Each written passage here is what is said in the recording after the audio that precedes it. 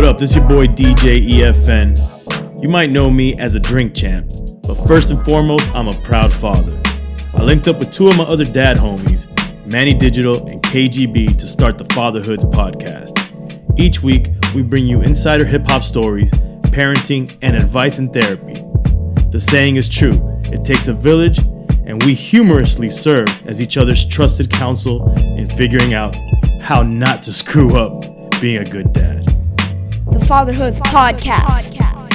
Beats, rhymes, and diapers.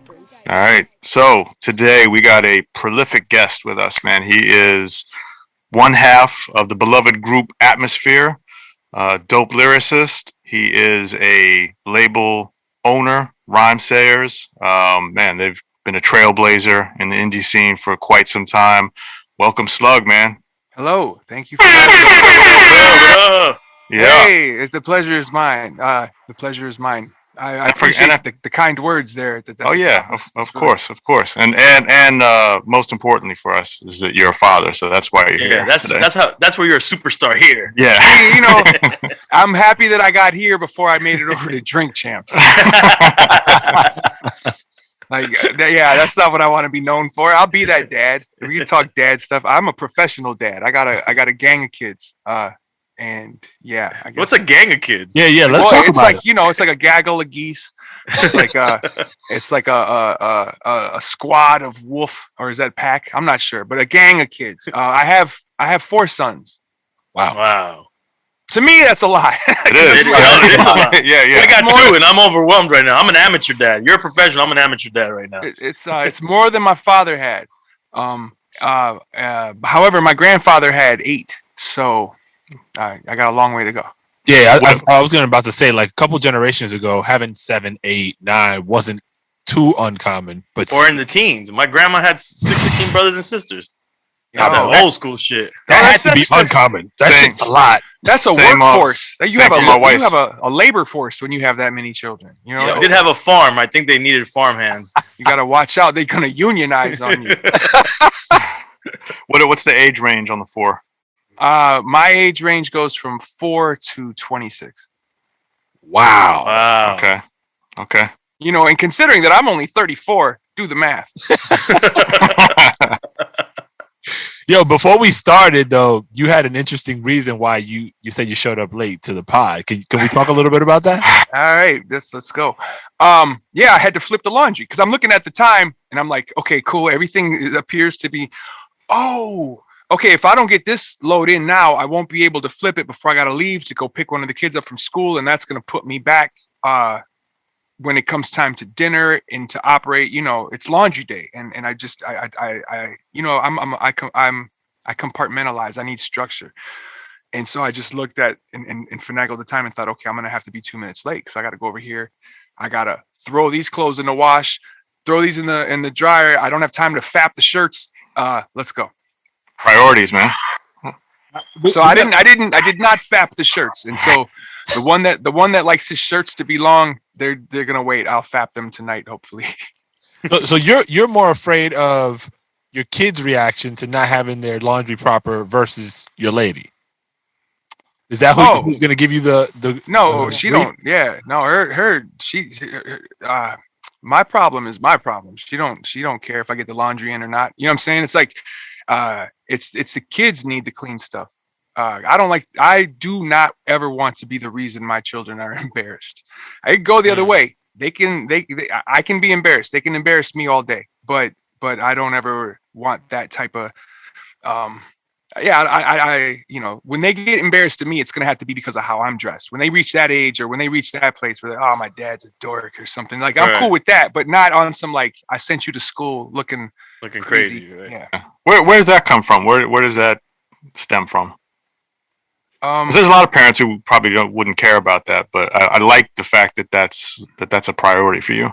Okay, where does it come from? Do I got to pay you an hourly rate to talk about it?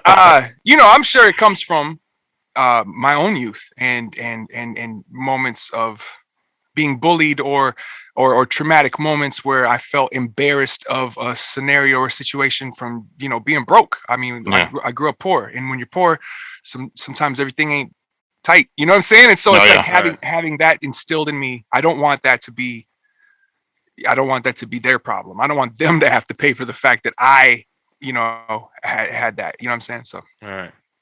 Totally. That's real shit. That's you real. don't want them to be the odd kid out. if you want to be the odd kid, that's on you. But on their own, of course. Yeah, right. You know what I'm saying? Different. But not because your mom or your dad are slipping. Like that's the worst. Yep. So you've got some older kids. How was that being a father early on? Because I'm assuming this is early on in your career. Adults. What are you talking about? Still kids. It was harder when I was younger for a number of reasons. One, I had no idea what I was doing. I was mad at the world. I was broke. I didn't have all of the experience that I now have to help inform my decision making. You know, and so it's like it's always harder under those circumstances. I feel like having kids in your late teens or early 20s that's rough. I look back on generations before us and see parents who are able to do it, but there's a lot of factors there. There was factory jobs you could get at 16 years old back then. There were things you could do to ensure that you were able to take care of your situation, whereas nowadays at 16, 17, you're not walking into Honeywell and getting a job with some benefits to it. You know what I'm saying? It's like, if you don't have a high school education, Honeywell ain't even looking at you now. You need college educations to get some of those jobs nowadays that you could get back in the day with just a GED or even not a GED, And so for me, wow, that was a left turn. I apologize for that. But nonetheless, for me, it was harder when I was younger for those reasons. I was poor. I was scared. I had no sense of direction. I was still a kid. I was super immature. I liked to party and kick it. And all of those things combined just made for a lot of poor decisions, which oftentimes will it just makes it harder to move fluently. You know what I'm saying? You don't got the muscles for that. Did that affect the kid? Oh, for sure. It was one at the time, right? Oh yeah, it was one at the time, and for sure. I'm saying like, sometimes I wonder about like, okay, because he's still around and sees my new batch. You know what I'm saying? And one of these days we're gonna have to crack into that and talk about like, hey, how does that make you feel? And is there anything we should really get on the table? You know what I'm saying? Like as far as that goes, like like they're getting the better you as a father. They're getting the well-oiled version. You know what I'm saying? Right. They're getting the me that has time to sit down and play. You know what I'm saying? Right. They're getting the me that's not like trying to figure it out on the road a ton. A lot of the things that I did in those early years, even to like build what I currently have, in some parts, his and my relationship had to pay for some of that. Has he ever expressed anything, or you just assume that maybe he's he's not here to talk for himself, so I should probably just kind of like fall back and speak from my own experience. You know what I'm saying? And it's like there's things there. The love is there. Everything is good, but there's things there that I know that eventually I'm gonna have to speak to or account for. You know what I'm saying? It's like, and I know that it hasn't been a huge issue yet, but I can only imagine because I look at my relationship with my father and there were things there, you know what I'm saying? Things that needed to be spoken about and accounted for, It's a constant thing we talk about here. Just choices we make in our professional lives versus our family lives, and whether or not we should be making those decisions because of the concern about what that impact will be for our kids, right? And so in your case, age, I think, played a big role in a lot of that stuff too. Your career, the path you took, right? Like being on tour and stuff like that. Like there's no other way to do it. You have to do that. And EFN is kind of in similar shoes. There's always like this crazy conflict. So I wonder, I mean, I know hindsight is 2020 and all that, but like if you had the same deck of cards laid out for you, do you think you would have made the same decisions leading up to where you are today? I would have made a better version of those decisions. I would have, if I could now, I would go back and shed the things that weren't as productive. You know what I'm saying? And shed the things that were like, now that I can look back and see, oh, well, that decision held me back. That, we could all do that with our careers specifically. You can look at the you make a lot of baby steps, and you can look at which ones were like, I didn't even need to make that step. I could have took a bigger step and went there, you know? Here's the thing I didn't even have a career. There was nothing there. I was a father first. And so when the career started to happen, it was like an accident. It was like, oh, what is this? This ain't supposed to happen. So I had to figure things out from that space. And you know, in that space, it was like with my other kids, they're just accustomed to it. That's what dad does. Sometimes he goes away for a month. Sometimes he lives on the FaceTime. You know what I mean? Like with him, you know, pre-FaceTime, me and him already having a relationship that was already hard because again, I was broke and we didn't live together. And then suddenly to turn that into dad going away for 3 months at a time, because when you're first starting out, you get in the van and you just go. Yeah, you're just on the grind. And so, yeah, it was a whole different thing. So I would look back now and go, okay, there's certain elements I would have realized that at some of those things that I did, because I thought you got to do that. You got to do that. I would delete a lot of that stuff, you know, because it sounds like also a maturity thing too, because I'm sure that, you know, that has to do those choices are based on also on your maturity level as well. Sure. You would have shit out. Sure. But also I remind myself, I reflect that when things started to pop off for me, I was a late bloomer, you know. I looked at a lot of my contemporaries and peers and they were 22, 23 years old. I was 30 when we really started grinding, you know. So at that point, I even had a level of a maturity that even then kept me from doing some of the even dumber stuff that I could have done. You know what I'm saying? And so it's like I was somewhere in the middle there. What I had was like a code or a work ethic that forced me to see things like you got to go through it. There's no way around it. There's no way over it. You gotta go through it. That's how I saw stuff, because I that's what I picked up from my parents. You know what I'm saying? And now I'm at a place where I'm like, oh, even when I give people advice, I'm like, man, you don't got to go do that. You can totally climb that wall. You know what I'm saying? You could go around that and all. You know, there's a lot of that now that I didn't know. But also, there was no mentorship for me. I was living in Minneapolis. We didn't know anybody who had really done what we were trying to do. We just knew what we read in magazines and saw on TV. You know what I'm saying? And so it's like what we were trying to do. We had nothing to look at as far as the career went. I had plenty to look at as far as the parenting went, because my parents were young parents, and so I was able to, even as the oldest of three, I was at an age already peeping what was going on with the dynamic between my family and my parents. You know what I'm saying? And so I had a lot to apply there as far as parenthood. And I'm glad that somehow accidentally got brought up, because that is a big part of my parenthood. The fact that I grew up, even when I was broke and struggling with the first kid, there was still a certain type of a thought or a certain type of way that I looked at what it was to be a parent. And that was based on the fact that I got to watch my parents stumble through it. You know what I'm saying? And so I got to see a lot of like behind the scenes that helped inform me, you know? Yeah, it's important. I'm sorry, kid. No, go ahead. I'm always like really impressed at how on this show, and I think this is just a sample size of just society at our current stage in existence here, how often like some of those stumbles, maybe negative experiences, amount to a positive experience for the next generation, in your case, right? So like you might have seen things that were not the greatest, but you learn from them to be able to do better, versus following the same footsteps that might have led you into a worse path. Sure.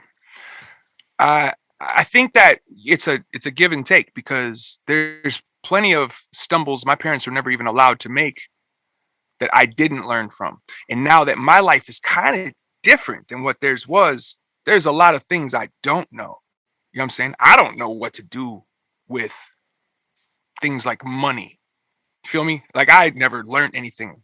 So I'm that parent that's like buying too many Legos, because I'm like, yo, I want to play with Legos. I didn't get to do that. Plus I'm not gauging like, hey, you know, these things are fucking expensive. You know what I'm saying? It's just like, so there's certain stumbles that I have to make too, but it's a different kind of thing, or specifically the time thing, because now I'm in an area where I'm really trying to apply as much time as I can, and also make sure that I'm keeping them involved in like community stuff or sports or things of that nature. I didn't have any of that in my life. You know what I'm saying? So I don't know how to do it. So there I am.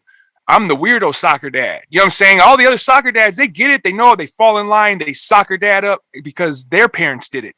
You know what I'm saying? I don't know what to do. So I'm out there, half awake, drinking a coffee, sup? Like it's just like they're all like, hey, they got the wagon where they carry the chairs and all this, and I'm just like, fam, I'm learning as I go. It's these are good problems to have. By the way, I want to make sure to express that. Like, I have no complaints because we are blessed. Our family's blessed. There's a lot of struggle out there and a lot of turmoil, and in the struggles that I'm dealing with, I can deal with these. You know what I'm saying? And so I know that's a good problem to have. Listen, try to explain to the soccer dad what you do for a living. I'm like, yeah, I have a show called, I guess, Drink Champs. And, what are you doing that show? So great. Just a little podcast. But what do you do? What do you really do? We drink a little bit. I don't know. And then they look it up. The next time they see me, like, oh, okay, what's up, man? What's yeah. I can't even imagine. That's, yeah. But it's a good problem to have. It is. At the end of the day, because there's a lot of problems out there. We're all going to have some. So I try to be conscious and humble about the ones that I'm currently having to deal with. For sure. And going back to what you said about the Legos, it's funny because I feel like that in my crib as well. I feel like it's an overcompensation thing. Like what I didn't have as a kid, I want to make sure, every parent wants to do better by their children than what they had. They want to bring it up a notch. And so I'm telling my girl, I'm like, our crib looks like a Toys R Us. It's like, this can't be good. In the long run. You got the big giraffe. You know what I'm saying? We got those little like toy houses that are supposed to be outside because they're so big. We got it inside the crib, and we got two of them. It's like, and my kids don't even use it. It's like, what are we doing? Every day is another toy. Throw a little TV in there and some cushions, and that's where I would hide. And my kids still want to leave the crib. I'm like, man, I'll stay here all day if I was a kid. You give them a cardboard box and they're super happy. They make something up out of it. It's like, why did I just buy That's what I use. I use shoe boxes to be I would draw in the shoe boxes computers, and that was the base for G.I. Joe. Yeah, that's what I had. You know what I'm saying? One of my kids is like that, man. Yeah, you give him anything and he'll make it work. He'll make something out of it. He'll play with it. So, you just get that old broken toy over there, dog. And he'll go and mess with that broken toy, take it apart, whatever. You know what I'm saying? It's just like, then I got a kid who's also like, he's scientific. Like he's peeping, he's watching the social situations. He's very, I would say, adept, man. Like I'm proud of that because I stumbled. You know what I'm saying? I stumbled my way through childhood. I stumbled my way through my teenage years, and he's kind of like he learned early that structure thing. Speaking of science, like the other day I was. You believe in it? Of course. We were going somewhere. My son and I. He's 8, and it was unseasonably warm here in New York. This was a couple days ago, and we're riding through. I have the windows down because it's like that nice outside, and he's really, my son is very talkative, very inquisitive, always asking questions, always like having something to say, and he's super quiet. And I'm like, yo, you all right? And he's like slow to respond, and I'm like, yo, what's going on? Talk to me. And he's like, I'm just sad. And I was like, what the fuck just happened? Everything was cool, like until we got outside and he felt he expected it to be cold. And so he was like, climate change is gonna mess up my opportunity to be a zoologist. Yo, dog. Yo, my heart sank. My heart sank. First of all, I'm like, all right, I mean, we talk about it in the house, like you hear it in the news, like climate change is a real thing that we're dealing with. I didn't comprehend how much he understood its impact. Sure. Right. At 8 years old, if I'm outside in the dead of winter, close to the dead of winter, and I don't find it to be cold, I'll be jumping up and down like, yes, it's chill time. But he was really like thinking steps ahead. And yo, man, it was a moment, bro. And he like tears came out of his eyes. But then in a moment, as we were talking, he started to come up with like hopeful statements of where we're going to end up. Like he knew what scientists are up to trying to figure this thing out. He was giving me examples, and I'm like, it's not Waterworld. it's not Waterworld. and he was like, so he kind of puffed himself up in that moment. And I was just, little questions I would ask him to get him moving in that direction. But he had all the answers. And he taught me a bunch of stuff in those 10 minutes that we were together in that ride. And then I was like, all right, we're back like level again. But for a moment there, I was like, my little scientist is heartbroken right now. Yeah. That's rough, man. Like, you know, and you think about, you imagine kind of like, let's say those of us in the 80s. I probably thought too much and knew too much about the idea of us going at it with Russia than say my parents were thinking and considering. To them, it was just headlines. And to me, it was like, I was already trying to figure out how I'm going to get through it when it happens. You know what I'm saying? A movie like Red Dawn came out and I'm like, yo, this is like a tutorial, you know? So I can imagine that the children now are, you know, not just aware of the headlines, but also aware of thinking about like, this is the world. Whereas somebody like me, it's like, I read the headlines and I think about it and I'm like, oh man, shit sucks. But I'm not necessarily sitting here on a daily basis considering, well, what is my life going to be like in 20 years? You know what I'm saying? Right. Like I'm at the age now where I'm like, I realize, hey man, I'm not even guaranteed 20 years. So it's like, we're thinking more about like the next 5, 10, you know what I'm saying? And so it's interesting, man, for the kids. I saw a tweet or something. Somebody would like, you know, how they screenshot a tweet and put it on the internet, but I saw a tweet that was like a joke, but it was like, kid was like talking about what he wants to be when he grows up, and the tweet was like, LOL, it's climate change, you ain't gonna get to grow up, you know. It was and it was like, oh damn. I struggle with guilt sometimes, just on low key, of just whether it's climate change, COVID, all the shit that's going on. All your fault? No, just like well, that, but no. But just the fact of like, damn, what do we bring a kid into, right? Yeah. And I think back, you feel guilty for bringing kids in, or you feel guilty for being a part of the problem, or you feel guilty for bringing new people in and into something that they may or may not be able to. Yeah, bring it into something that they might not be able to. I mean, if I want to be like super pessimistic about it, but just that's the feeling that you get when you look at the news and everything that's around you. And I feel like, you know, it's a ping pong. You go back and forth between feeling that and feeling guilty. I have friends who don't intend to have children for that very reason. You know? Yeah. And then the other side of me goes, well, if my friends that care all stop having kids, then we're only left with people who don't give a fuck raising kids. And I don't, you know what I'm saying? I don't know the answer here. I can only just kind of like hope for the best and know that as humans, we are likely doing our job or whatever it is that we were created to do, because it's completely in our nature to fuck shit up. And so and then adapt to it. As the bacteria that we are, here we are, you know, living on this piece of meat sitting in the middle of the street, and we're tearing it apart. You know what I'm saying? To the point where maybe it will no longer be sustainable for ourselves. You know what I'm saying? It's like any bacteria or any virus, you know, and it might be the kind of virus that, you know, calms down and becomes a lot easier to handle, because that's how the virus figures out how it has to survive. Because if it kills its host, well, what good is that? You're going to die as a virus if you kill your host. You know what I'm saying? Or we could be the just fuckery virus that kills the host and goes away, but at least then we're fucking gone and we can't fuck nobody other's planet up. You know, you watch these rich people are flying to space like, hey, this is fun. It's like, man, I know what y'all are doing. Y'all are trying to colonize. Y'all are like, why you buying up all that Bitcoin, bro? Because you know that when you come back to Earth, money ain't gonna be here no more. Right. Whatever. They're building currency they could use on Mars. They're building currency they could use on Mars. Exactly. All right. Here's a 2-part question going into the creative space a little bit. So, your new album recently dropped called Word, correct? Correct. All right. So one, if you curious to know a little bit about the album, what went into it, and then 2 is, this is something that we also talk quite a bit about on the show, is just finding time. How do you balance out like being creative and being able to put a project together when you're also, you know, managing that of being a pro dad? Yeah. Dad brain versus creative brain.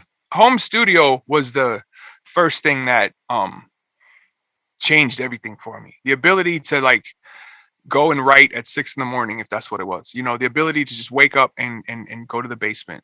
You know, when I realized that I could record myself without any outboard gear or any, you know, it's a microphone and a little machine to heat it up and my laptop. You know what I'm saying? When I realized I could start doing vocals like that, my output became even more, my creativity became even more, because it was no longer working on somebody else's clock. And that soothed every single part of me that ever had anxiety about what I did for a living. Once that kicked in, I was able to really figure out that space. But here's the thing, I don't do much else. You know, I don't have no homies that I go kick it with. I have homies that I kick it with on the phone or in text threads. I see them once in a while because of my career. That slowed way down because of COVID, but I don't really kick it with nobody, and that's not a complaint. And it's not that I'm an isolationist or antisocial. I'm just very picky about how I do social. You know what I'm saying? And so it's like, so this is what I do. I either am dadding or husbanding or making music. Sing. Yeah. Right. Yeah. Making music. And the truth of it is, it's my favorite thing to do. And that's not even I would do this even if it wasn't my career, but somebody said, hey, I'll give you the ability to do this in your basement for the rest of your life. I would come home from work, driving a delivery truck, and make sure, hey, you need any help with your homework, whatever, and then I would go make a song.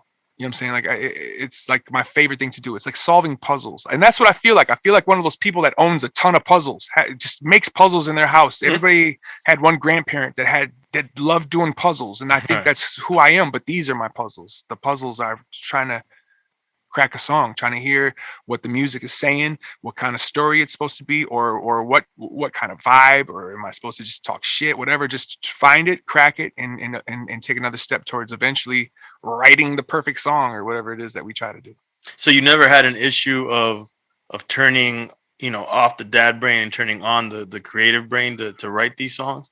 I kept it together as one brain, kind of, you know, because the creative brain is there when I'm dadding and the dad brain is there when I'm creating. You know what I'm saying? And I let it seep into my music. I let pieces of it seep into my songs. You know, even back when I was just starting out, I rarely go and revisit the older material unless I'm trying to like find something to work into the live set. And so, but when I do, or let's say the label's like trying to reissue some vinyl, and you got to listen to the test pressings, make sure that the bass is right and all this stuff, right? So then I hear these old songs and go, man, I was doing dad jokes in 2001. The hell was I thinking? Like, most of my humor, actually, I'm bigger than guns, bigger than cigarettes. You know, most of the humor or the sarcasm bars that I have from back then are dad jokes. You know what I'm saying? And I just didn't see it then. I didn't realize. But now it's just like, oh man, I've been corny this whole time, you know? And I gotta say, that's a feat. Corny paid off. Yo, it's a feat, because who else really got to do that? Biz had a version of that. You know what I'm saying? There's a few who got to do that, and they were all greats if they got to do that and do that for this long. And so I feel like, oh, I'm kind of sneaking into some good company with this, because they've allowed me to really be corny for like 25 years at this point. You know what I'm saying? Like, hey, if you let me be corny for that long, you probably let me do anything at this point. How do your kids look at you? I mean, all they know is you. Well, maybe your eldest may have remembrance of you not as an MC, but how do they look at you? Do they just consider you dad, the corny rapper, or do they have do they appreciate your music? Like, how does that work? You know, it's interesting, because it's the young ones always appreciate it, because they're just like proud of anything their dad does. If I wasn't a rapper and I was doing origami and it was corny, horrible origami, they would still be like, yo, my dad makes these things out of paper. You know, it's like the older ones get taste. They start to have taste and opinions, and then it's like you really get to see what that's based in. So I have an older son that will like a song because of one noise that's in the song. And I'll be like, that's wild to me. That's crazy to me. You heard that noise, you like that noise. Now you like the song. Now you're letting the song in. You know what I'm saying? But it was that one noise that sounded like a spaceship that first made you go, oh, that's cool, you know. And then I think about like, oh, that's kind of what happened to me with music. You know what I'm saying? It's like, for example, that Steve Miller Band with the space noises at the front of it. That's probably the only reason I ever ended up liking the Steve Miller Band. I probably heard that noise as a kid. And then, you know, by the time I was in the 9th grade, had their greatest hits on cassette or something. It was Bumpin' Joker or something, you know, or whatever that song was called. You know what I mean? Like, it's all these different things that kids allow to like shape their taste. And so with the kids that get older, you start to see those things. And then, you know, I got one kid who's a preteen, and he's like, he has his own opinion. He has his own taste in music across the board, period. He's still proud of me because he now can see behind the scenes a little bit and see what goes into making this music. You know what I'm saying? And so it's like there's elements of that at play, but it's just phases. Even the oldest one who knew me before well, to be fair, I was trying to rap, you know, since high school, junior high school. So he always knew his dad rapped, but he got to see it actually start to happen. Right. He liked the stuff by the time, you know, he was already like 8, 9 when things started to happen. When he started to really pay attention to music, he was probably, you know, into his teens. And then he was really drawn to the stories, you know, and that was one thing that I was always really proud of, was like, okay, I'm writing stories that a teenager is actually like listening to and paying attention to, and then talking to me about the story, you know. So that was in a weird way, that was kind of like what do you call that? The not the drawing board, but the sounding board for me sometimes. It's like, oh, yeah. He liked this song. Oh, he liked the hook. Okay, that's interesting, because he already had his taste in music. You know what I'm saying? He would like things for certain reasons. Not even that we had the same taste, but he had reasons for why he liked stuff. So when I heard him applying that to my music, that was always a good place, a good sounding board. Have any of the kids try to take up music themselves? All of them. You know, all of them have, but I think that is phases as well, because you could have pulled me aside at any point in my childhood and been like, oh, he's trying to make music.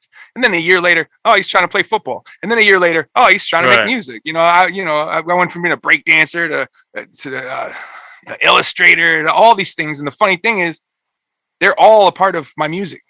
You know, I incorporate all of that, my art, the art, the illustrations, the graffiti that I used to draw, the dancing, and I was even a DJ before I started rapping. Rapping was kind of like it was like the final Hail Mary. Like, if this don't work, forget it. You know what I'm saying? Like, and I don't even know what that means, because it wasn't gonna work. I knew that at this point. I think I was rapping because my friends thought that I could rap good. You know what I'm saying? And so I would freestyle, I would kick it, I'd write songs with friends and stuff, but none of us were like, okay, if we can only get, you know, Russell to hear this demo, you know, we knew Russell wasn't trying to hear shit. You know what I'm saying? It's like, so when it happened, it was like a kind of a surprise. I heard at the beginning of the show, you call me a label owner, and I'm always like humbled when people say that, but also I'm always like, man, do I say something? Because truth be told, like, you know, we were,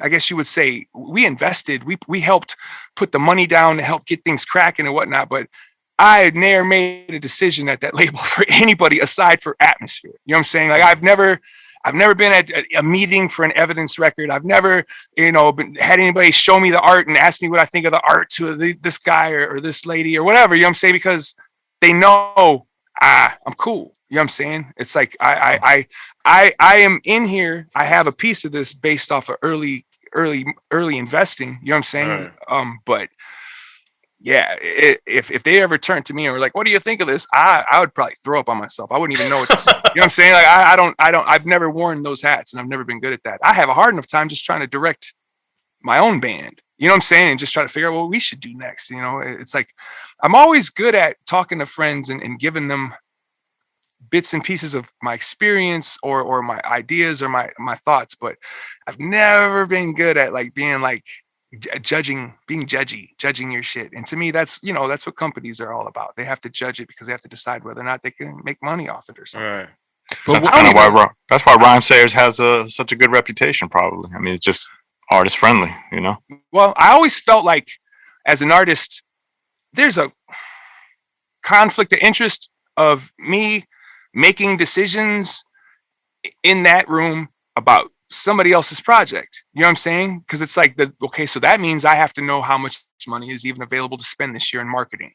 Yeah. And maybe I want all that money. So maybe, it's one of the things where I'm like, I never even wanted to be involved in that. And also I think that does help the artists trust my voice when they do call me to ask about creative opinions and stuff. But it's even rare that artists will hit me up and ask me about the business. When they do, it's usually about touring. You know what I'm saying? But it's not often that someone's like, so what should I do about this and this? And they want to do this. And it's like, I don't even know what to tell you, bro, because, I just shook my head yes a lot and just hopped on the roller coaster. You know what I'm saying? Like I was there from the first day. So I don't know what you're supposed to do. People are like, oh, should I, well, how would you do this now? What advice do you have for a young artist? And man, the landscape is so different now for a startup than it was for me. You know what I'm saying? Because me, I'm kind of like, well, make a 12-inch, send it to Bobito. It's like, who? What? What's a 12-inch? I don't. So it's like it's one of them things where I'm cautious about giving people technical advice, and I'm more about giving people like heart advice. You know what I'm saying? How to apply yourself to what you're doing, to the people that you're dealing with, things of that nature. I know how the heart works. Yeah, everything else is kind of like, and also, it's like dice. You can shake them all day. If you don't hit the number you're trying to hit, it don't matter. And so there's no strategy to dice. You don't go in and be like, okay, if I hold them like this, and that doesn't really work. You know what I'm saying? And so it's like it's one of those things where it's like, I can't tell you what to do. I can just tell you how to feel. I can tell you how to feel, what to give people, you know what I'm saying? How to deal with the people that you encounter, things of that nature. And you apply that to your parenting as well? Yeah, because, well, I think that obviously I probably have to change some of the delivery, but it applies to anything, really. It applies to anything that you're doing. I think if you want to be successful and work with other people, there's certain things that, you kind of gotta, you gotta be able to read the room. That's one of the things that I always try to teach people first is like, know what you're stepping in, know what you're getting into, know who you're talking to, pay attention to what's in that room right now before I love the whole say less movement. You know what I'm saying? I do believe that I have a really hard time following it, but conceptually, I think it's exactly correct. You know what I'm saying? Like, I feel like oftentimes we say too much. You know what I'm saying? Yo, we know you gotta jump in a few, pick up. Has it been 45 minutes already? Yeah. Wow, I feel like y'all didn't get to talk at all. I apologize. Man. Man. This is for you to talk to us. Yeah, we're trying to learn something. I got one question for you before we depart here. So you have a 4-year-old, you said. That's your youngest, correct? Yep. All right. So, well, two-parter.